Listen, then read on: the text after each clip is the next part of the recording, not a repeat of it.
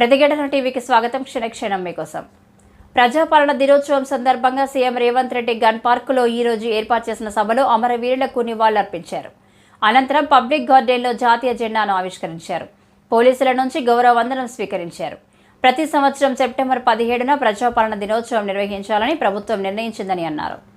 తాను farm house CM కాదని పనిచేసే సీఎం అని చెప్పారు. ఐక్యత సమైక్యతను దెబ్బతీసేందుకు కొందరు ప్రయత్నిస్తున్నారని, స్వప్రయోజనాల కోసం అమరుల త్యాగాన్ని పలుచన చేయరాదని, ఈ నిర్ణయాన్ని తప్పుపట్టడం స్వార్థమే అవుతుందని మండిపడ్డారు.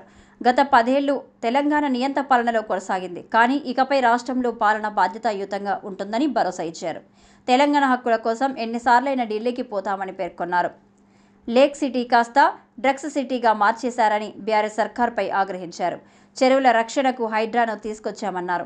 ప్రకృతి విపత్తు రాకుండా చూడాలని కోరారు. హైడ్రా వెనకాల రాజకీయం లేదన్నారు. కొందరు హైడ్రాని నీరు కార్చే పనిలో ఉన్నారని అన్నారు. ఎవరు అడ్డుకున్నా హైడ్రా ఆగదు. ప్రజల చెరువుల పరిరక్షణ కోసం చేస్తున్న ఈ పనికి సహకరించాలని సీఎం రేవంత్ రెడ్డి కోరారు.